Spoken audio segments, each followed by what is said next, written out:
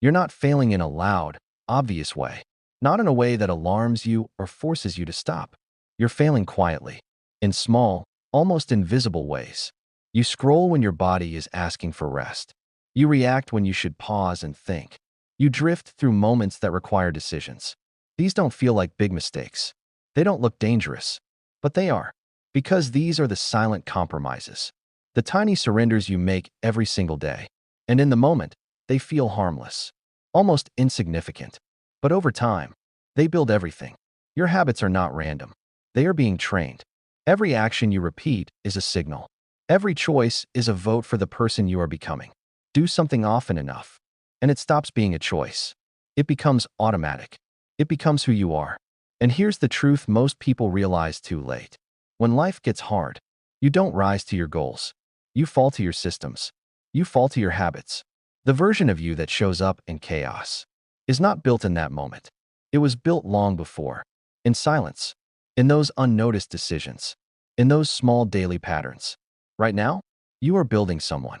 The only question is, who are you becoming?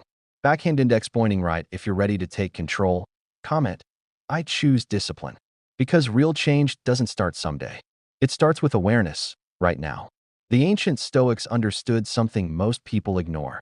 You don't wait for hard times to prepare. You train before they arrive.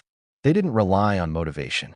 They built practices, daily, repeatable actions, that turned philosophy into reality. Not ideas, but discipline in motion. And one of the most powerful practices is this. Rehearse today's worst-case scenario. Expect the worst. Be ready for anything. When you wake up in the morning, don't reach for your phone immediately. Pause. Take a moment to prepare your mind. Remind yourself, today might not go as planned. People may be difficult. Situations may test you. Your plans might fail. Unexpected problems might appear. And that's okay, because you saw it coming. This isn't negativity. This is strength. This is mental armor. When you expect life to be perfect, any disruption feels like a disaster. But when you prepare for challenges, nothing shocks you. Nothing throws you off balance. Instead of saying, why is this happening to me? You say, I knew this could happen. And in that moment, you stay calm. You stay in control. You respond instead of reacting. That's the difference. This single habit turns you from someone who is shaken by life into someone who is ready for it. Because life is unpredictable, but your mind doesn't have to be. And those who prepare in advance are the ones who remain unshaken when everything else falls apart. The Stoics understood something most people overlook. A simple distinction that changes everything. The difference between goals and intentions. Between what happens outside you and what lives within you. Between what you can control and what you never could. You can't control outcomes. You can't guarantee success. You can't force people to say yes. You can't ensure your work will be recognized. But there is something you fully control. How you show up. Whether you are prepared. Whether you are present. Whether you act with integrity when it actually matters. So before the world starts pulling at your attention, before the noise begins, ask yourself one question. Who am I going to be today? Not what you want to achieve. Not what you want to gain. But who you choose to become. Will you be patient? Even when tested? Focused? Even when distractions surround you? Kind? Even when stress tries to harden you? Honest? Even when it would be easier not to be? This one question shifts your entire day. It turns your life from something reactive into something intentional. You stop drifting through moments. You start shaping them. Every conversation becomes practice. Every challenge becomes a test of character. Not a test you fear, but one you are ready for. Because now, your goal isn't just to get through the day. Your goal is to become stronger within it. To prove to yourself, again and again, that no matter what happens around you, you can remain who you decided to be. At its core, this is the real work of life. Separating what is yours from what never was. Your choices, your mindset, your character. These belong to you. Everything else, just passing circumstances, just background noise. Take a cold shower. Choose discomfort. Build strength. There's a reason the Stoics practiced voluntary hardship. Even those who had everything chose, at times, to live with less. Not because they had to, but because they wanted to know something important. Could they handle it? Could they stay calm, even without comfort? So they made life harder on purpose. They slept on the ground. They wore simple clothes. They ate basic food, not to suffer, but to train. to remove fear. Because once you prove to yourself that you can survive discomfort, you stop being controlled by it. The modern version is simple. Take a cold shower. Skip something you rely on. Walk when it's inconvenient. Sit with discomfort without escaping it.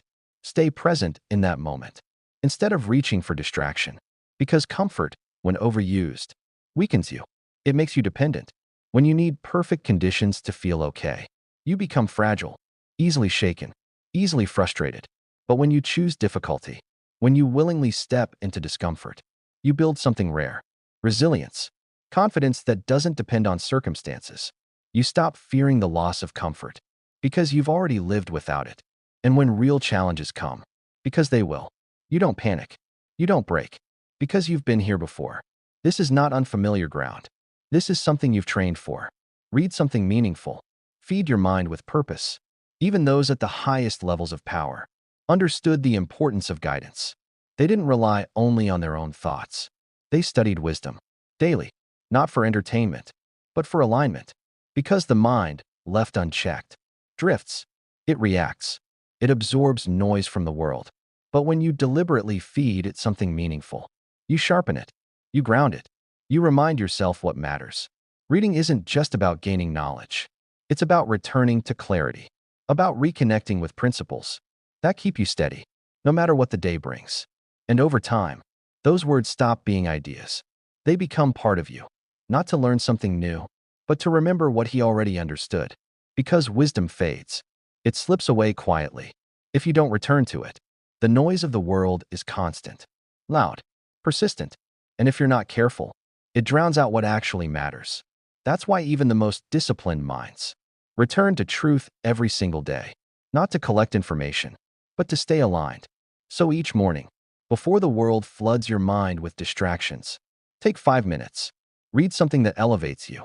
It could be philosophy, a powerful biography, a passage that challenges your thinking, poetry that stirs something deeper, ideas about psychology, history, strategy, or simply what it means to live well.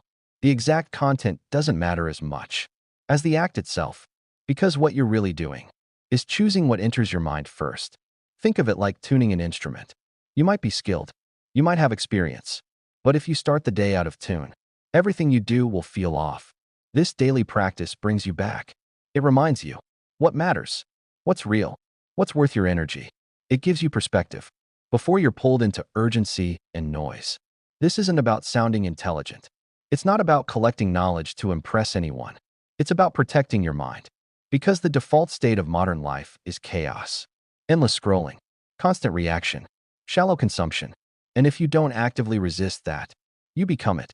5 minutes, one page, one idea. That's all it takes to ground yourself in something deeper. Because what you feed your mind eventually becomes who you are. Feed it depth, and you grow. Feed it nothing, and you shrink without even noticing. Keep your phone in another room. Protect your attention. Protect your life. Imagine starting your day without immediately reaching for your phone. No notifications, no messages, no endless stream of other people's priorities. Just silence, just control. Because the moment you check your phone, you're no longer in charge. Your attention is pulled, redirected, not by accident, but by systems designed to capture you. And once your attention is gone, your day follows. Your focus is your most valuable resource. Everything you build, everything you become, depends on where it goes. So instead of giving it away the moment you wake up, keep your phone away. For the first hour, choose something different. Reflect, read, move your body, prepare yourself. Use that time to build clarity before the world introduces confusion. Yes, it feels uncomfortable. That urge to check, that pull toward the screen, that's the habit revealing itself. And that's exactly why this matters. Because if you can't control your attention for even 1 hour, then something else is controlling you. But when you reclaim that space, you take back ownership. You prove to yourself that you are not driven by impulse. You create a gap between stimulus and response. And in that gap, you find power. You stop starting your day as a consumer. You start it as a creator. The world can wait, but you can't keep delaying. The moment you take control of your own mind, ask, can I control this? The foundation of inner strength. This is where everything begins. The simplest question and the most powerful one. Throughout your day, In every situation, ask yourself, is this within my control? Because most of what stresses you isn't. Your effort? Yes. Your preparation? Yes. Your attitude? Yes. Your response? Always. But outcomes? Other people's opinions? Unexpected events? No. And the moment you confuse the two, you lose your peace. So bring it back. Again and again. Separate what is yours from what was never yours to begin with. And focus only on that first part. Because that's where your power lives. Your integrity? Yes. Your effort? Yes. But other people's opinions of you? No. The outcome of your work? No. Traffic? No. The economy? No. Whether people like you? No. What already happened in the past? No. So stop spending your emotional energy on things that were never yours to control. This isn't about being cold. It's not about detachment from life. It's about being precise. Because when you worry about things outside your control, you suffer twice. You feel the pain, and you change nothing. It's wasted energy. The next time anxiety starts to rise, pause, slow everything down, and ask yourself, is this within my control? If the answer is no, let it go completely. Not because you don't care, but because holding on to it only harms you. And if the answer is yes, then stop worrying. Take action. That's it. This one practice alone can remove most of the unnecessary suffering in your life. Because the truth is, most of what frustrates you, most of what makes you anxious or angry, was never in your control to begin with. You're exhausting yourself, trying to manage the uncontrollable. And that's the real problem. Instead, focus on what is yours. Use it fully, and let everything else unfold as it will. This is how you create calm in a world that refuses to be controlled. Not by controlling everything, but by mastering yourself. Find the lesson in every problem. Turn obstacles into growth. Every obstacle carries something hidden, not just resistance, but opportunity. What blocks your path can also build your strength, not in theory, but in practice. When you're stuck in traffic, that's your moment to practice patience, not frustration. When someone criticizes you, that's your chance to practice humility, to listen, to reflect, instead of reacting defensively. When something falls apart, a job, a plan, a relationship, that's where resilience begins. That's where creativity is tested. That's where you discover what you're actually made of. When someone betrays you, you are given a choice: bitterness or wisdom, reaction or growth. You say you want to be stronger. This is the training. You say you want patience. This is the environment that builds it. You say you want clarity and wisdom. This is the classroom. So stop asking, why is this happening to me? And start asking, what is this teaching me? Because every difficulty is inviting you to practice something. And if you accept that invitation, nothing is wasted. Comfort doesn't build character. Ease doesn't sharpen you. Pressure does. Resistance does. Challenge does. This isn't pretending that pain is pleasant. It's recognizing that pain can be useful, that even in the hardest moments, there is something to gain. And the only thing that determines that is how you choose to see it. Change your perspective, and you change the meaning. Change the meaning, and you change the outcome. Imagine losing what you have. Build gratitude. Remove attachment. Once a day, pause and imagine loss. Not to be negative, not to dwell in fear, but to wake yourself up. Picture your life without the things you take for granted. Your health, gone. The people you love, no longer there. Everything familiar, disappeared. Not because it will happen today, but because one day, in some form, it will. And remembering that changes how you live right now. Because when you reflect on loss, two things happen. First, you become grateful. Deeply, genuinely grateful. Ordinary moments stop feeling ordinary. A normal day feels like a gift. Your body, your relationships, your life as it is, becomes something you appreciate, instead of something you expect. Second, you loosen your grip. You stop clinging so tightly. You enjoy what you have, without the constant fear of losing it. Because you've already faced that idea. In your mind, you've made peace with it. And that creates a different kind of freedom. You still care. You still value. But you're no longer desperate. You're present. You experience life more fully because you understand how fragile it truly is. You learn to love without trying to possess. And when loss finally comes, because it will, you're not caught off guard. You're not shattered by surprise, because you've already faced it. In your mind, you've already done the work. You understand something most people avoid. Nothing lasts forever. Everything you have, everything you love, is temporary. And instead of making life darker, this truth makes it sharper, clearer. Because when you truly accept that your time is limited, you stop wasting it. You stop arguing over meaningless things. You stop delaying what actually matters. You say what needs to be said. You take action where it counts. You live with intention instead of drifting through days. Awareness of death is not depressing. It's clarifying. It removes the unnecessary. It exposes the essential. It forces you to see what truly deserves your energy. So remind yourself daily, not out of fear, but out of purpose. Because when you remember that your time is finite, you finally begin to use it well. Take 3 deep breaths first. Create space. Find control. There is a moment, so small you barely notice it, between what happens and how you respond. That moment is everything. Because inside that space lives your freedom, your power. Most people never use it. They react instantly. Emotion takes over. Anger, frustration, impulse. And before they even think, they act. But your first reaction is rarely your best one. It's automatic, conditioned by past experiences, shaped by fear, driven by instinct. It's the part of you that wants to defend, attack, escape. But you are more than that. So when something triggers you, pause. When someone disrespects you, pause. When something goes wrong, pause.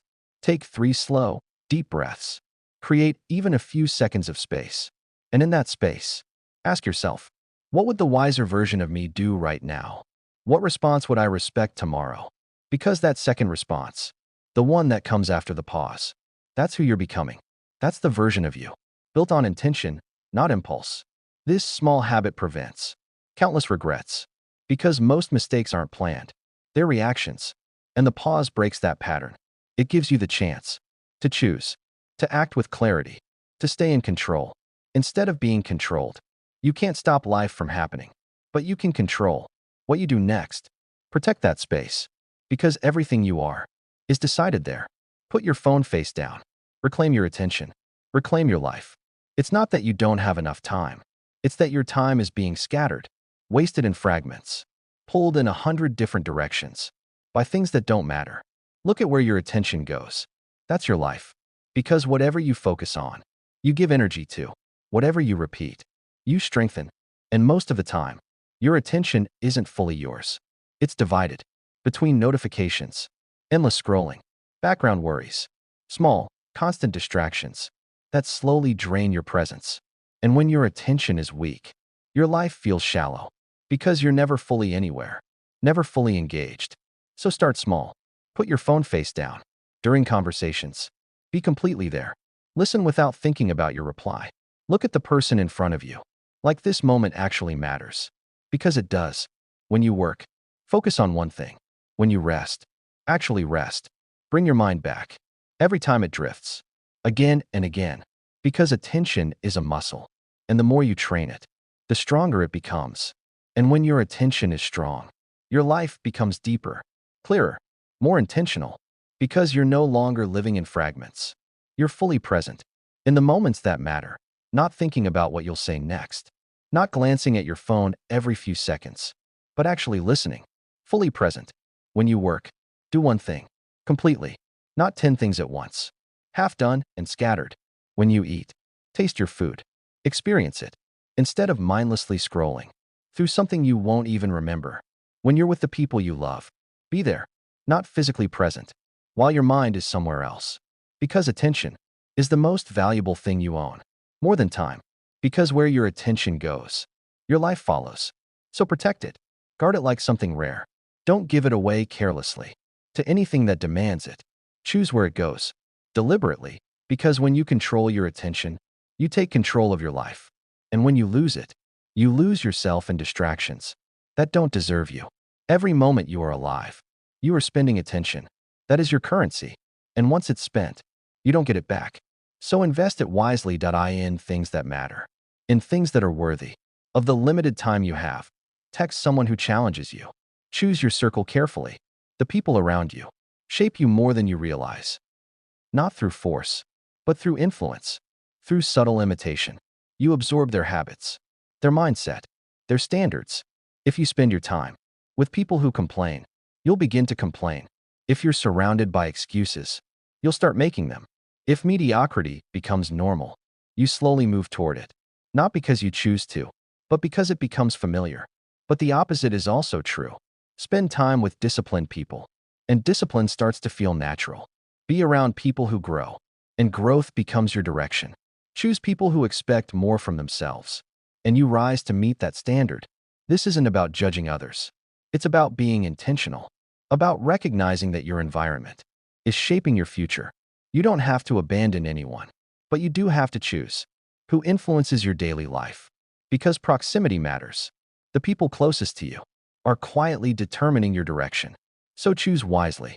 Choose people who make you want to improve, who challenge your thinking, who raise your standards, and be careful of those who make you comfortable staying the same. Do the thing you're avoiding. Build discipline through action. Discipline isn't something you have. It's something you build. And like anything else, it weakens when ignored. If you only do what feels easy, you lose the ability to do what's hard. So every single day, do one thing you don't feel like doing. No exceptions. Have the conversation you've been avoiding. Finish the task you keep delaying. Move your body, even when you're tired. Create, even when you don't feel inspired. Apologize, even when it's uncomfortable. The specific action doesn't matter as much as the principle behind it. You are training yourself to act beyond comfort, to follow values, not moods, because feelings are unreliable. They change constantly, but your actions, those define you. This is how you become consistent. This is how you become strong. Because when difficult moments arrive, you don't hesitate. You don't collapse under pressure. You respond the way you've trained yourself to. You show up, not because it's easy, but because it's who you've become. And that identity is built through small, daily choices. One hard thing, every day, non-negotiable. Skip something you want. Practice restraint. Build control. Once a week, say no to something you want, not because you have to, but because you can. Skip the extra indulgence. Delay the unnecessary purchase. Turn down something that doesn't align with your values. Not out of deprivation, but out of discipline. Because every time you deny an impulse, you strengthen your control over yourself. You remind yourself that desire doesn't equal action. That just because you want something doesn't mean you need it. And that ability, that quiet self-control, is what separates reaction from mastery. Turn down the invitation. If you're only saying yes to please others, deny yourself something that is completely within your reach. Not because you have to, but because you choose to. This isn't punishment. This isn't deprivation. This is freedom. Because every time you say no to an impulse, you prove something to yourself. That you are in control. Not your cravings. Not your urges. You. Most people believe freedom means doing whatever they want. But that's not freedom. That's dependency. Because if you must obey every desire, you are not in control. You are being controlled. True freedom is different. It's the ability to want only what actually serves you. To step back from impulses instead of being dragged by them. Your desires will always appear automatically, but whether you act on them, that's your choice. And that choice is where your power lives.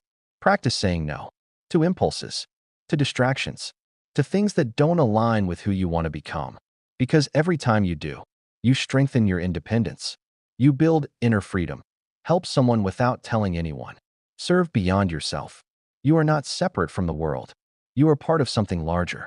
A family, a community, a shared human experience.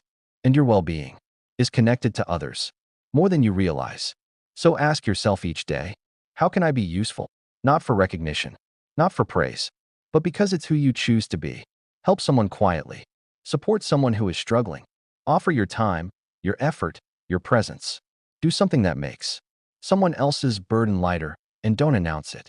Don't turn it into a performance. Because the value is not in being seen. The value is in becoming someone who gives without needing validation. When you serve others, you step outside your own mind, outside constant self-concern. You connect to something deeper, something meaningful, because a life focused only on yourself becomes empty, but a life connected to others becomes purposeful. You are built to contribute, and when you follow that design, you don't just help others. Ask, is this true? Is this necessary? Speak with intention. Before you speak, pause and run your words through two simple questions. Is it true? Is it necessary? Most words fail this test. Gossip fails. Complaints, usually unnecessary. Talking just to fill silence. Empty. Exaggeration, untrue. Flattery, often dishonest. Criticism without purpose, wasted. The more you speak without thinking, the more your words lose value. But when you speak carefully, when your words are true and meaningful, they carry weight. They build trust, not just with others, but with yourself. This doesn't mean staying silent. It means speaking with purpose. Speak to help. Speak to connect. Speak to express truth, not to impress, not to tear down, not to escape silence. Because your words shape reality. Use them deliberately, not carelessly. Do what you said you'd do. Build self-trust. Every time you make a promise and break it, you weaken something inside you. Not in public, but in private, where it matters most. Because you are always watching yourself. And every broken commitment teaches you one thing, that your word doesn't matter. You say you'll act, and then you don't. You plan, and then you delay. You decide, and then you quit. And slowly, you stop trusting yourself. But the opposite is also true. Every time you follow through, even on something small, you build trust. You reinforce identity. You become someone reliable. Start small. If you say you'll do something, do it. If you can't commit, don't say yes. Because honesty up front is stronger than failure later. Your relationship with yourself is the foundation of everything. And when that foundation is strong, you stop negotiating. You stop making excuses. You simply act. Pay the full amount. Live with integrity, always. Do what is right, even when no one is watching. Especially then. Give people what they deserve. Be fair. Be honest. Take responsibility. When you're wrong, return what isn't yours. Give credit where it belongs. Honor your commitments. These seem like small moments, insignificant decisions, in ordinary days. But they are not. Because character is not built in big events. It's built in quiet choices, in everyday situations, where no one is keeping score. The way you act in those moments, that's who you are. Not what you say, not what you claim, but what you consistently do. Because small actions repeat, and repetition becomes identity. These habits, they don't look extraordinary. They're simple, quiet, unseen. But that's exactly why they work. Because your life is not built in dramatic moments. It's built in the ordinary ones. In the decisions no one notices. In the discipline no one applauds. Every day, you are shaping yourself through what you choose, through what you tolerate, through what you repeat. And one day, that version of you will face something difficult, something unexpected, something that tests everything. And in that moment, you won't rise to what you hoped to be. You will fall to what you trained yourself to be. So train carefully, because the person you're becoming is the one who will live your future.